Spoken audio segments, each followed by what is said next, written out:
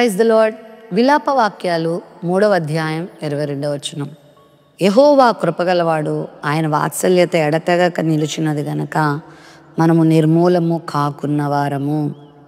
దేవుడు న్యాయవంతుడు. ఆయన పాపమును దుష్టత్వమును చూసి సహించేవాడు కాదు.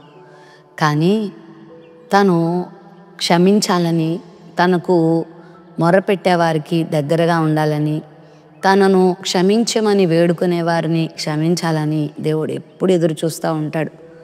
ఆయన ఎవరిని కూడా వెంటనే తొందరపాటుతో శిక్షించేవాడు కాదు. పాపము జరుగుతున్నప్పుడు, అక్కడ దుష్టత్వం జరుగుతున్నప్పుడు వెంటనే ఉగ్రతను కురిపించేవాడు కాదు. ఆయన అనుదినము తన వాత్సల్యాన్ని నూతనంగా మన ఎడల పుట్టించేవాడై ఉన్నాడు. అందుకే మనం నిర్మూలం కాకుండా ఉంటున్నాం. ఆయన కృపగలవాడు అని మన ఇష్టానుసారంగా జీవించడానికి లేదు. ఆయన కృప చూపిస్తాడు. ఆయనకు సమీపంగా మనం చేరితే ఆయన వాత్సల్యత ఎడతెగక నిలిచేది, అది పోయేది కాదు. కాబట్టి ఆయన కృప కొరకు నువ్వు ప్రతిరోజు కనిపెట్టుకోవాలి. ఆయన కృప మీద ఆధారపడుతూ బ్రతకాలి. ఆయన కృపను సంపాదించుకుంటూ బ్రతకాలి. తనకు ప్రార్థన చేయవారందరికీ ఆయన కృప చూపించడానికి ఐశ్వర్యవంతుడై ఉన్నాడు. కాబట్టి దేవుడు నన్ను ఏం చేసేస్తాడో, నేనేమైపోతానో అని నువ్వేం భయపడొద్దు, కంగారు పడొద్దు. ఒకవేళ దేవునికి అవిధేయమైన కార్యాలు ఏమైనా చేసావా, ప్రభు దగ్గరికి రా, ప్రభువుని క్షమాపణ కోరుకో, ప్రభువుని వేడుకో.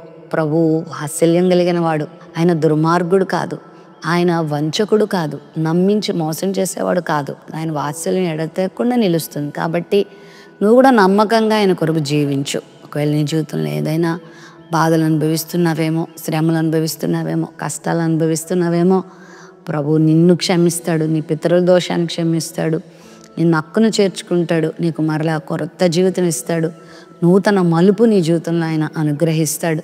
ఇక నా బ్రతికి ఇంతేనేమో, నా జీవితం ఇలానే ముగిసిపోతుందేమో, శాపగ్రస్తంగా నా జీవితం అయిపోతుందేమో అని నువ్వు బాధపడొద్దు. ఎప్పుడైనా వెనుదిరిగిరా. యేసుప్రభు ఉపమానం చెప్పినటువంటి ఒక ఉపమానంలో ఒక తండ్రికి 2 కుమారులు ఉంటారు. అందులో చిన్న కుమారుడు తండ్రి ఆస్తి అంతటిని దుర్వ్యాపారం వల్ల పాడు చేసి పందులు తినే పొట్టుకు అతడు లోనవుతాడు. ఆ సమయంలో అతడు తండ్రిని జ్ఞాపకం చేసుకొని, నా తండ్రి దగ్గర ఎంత అద్భుతమైన ఆదరణ ఉంది, ఆ పనివారు కూడా ఎంత ఉల్లాసంగా ఉత్సాహంగా ఎంత దర్జాగా మా నాన్న దగ్గర బ్రతుకుతున్నారు, నేనేంటి ఇలా ఆకలితో చచ్చిపోతున్నాను, నా తండ్రి నన్ను దయ చూపిస్తాడు అనే విశ్వాసంతో వెనుదిరిగి వెళ్తాడు. మరి తండ్రి త్రోసివేయలేదు కదా, తండ్రి తృణీకరించలేదు కదా, తిట్టలేదు కదా, పోరా నా ఆస్తంతా పాడు చేసిన దుర్మార్గుడా అని అనలేదు కదా.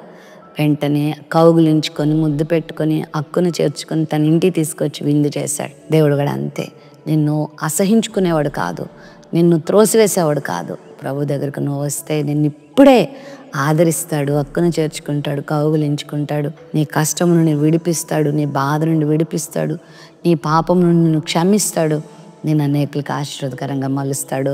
ఆయన వాత్సల్యం ఎప్పటికీ తరగదు, ఎప్పుడు నిలిచేది. మనం నిర్మూలం అవ్వము. ప్రేమ నమ్మకం కలిగిన మా తండ్రి, నీ వాగ్దానం నీ బిడ్డల జీవితంలో నెరవేర్చండి. నీ వాత్సల్యత ఎడతెగకుండా మా ఎడల మీరు కనపరచండి. నీ కృపను చూపించండి అయ్యా. ఎలాంటి నాయన అయ్యా కీడుకరమైన పరిస్థితులు ఎదురైనా నీ బిడ్డలు మీరు స్వస్థపరిచి, ఎలాంటి కీడులకు అపాయాలకు అప్పగించబడకుండా క్షేమాన్ని బిడ్డలు పొందుకోవడానికి కృప చూపమని యేసు నామములో ప్రార్థిస్తున్నాం తండ్రి. ఆమెన్.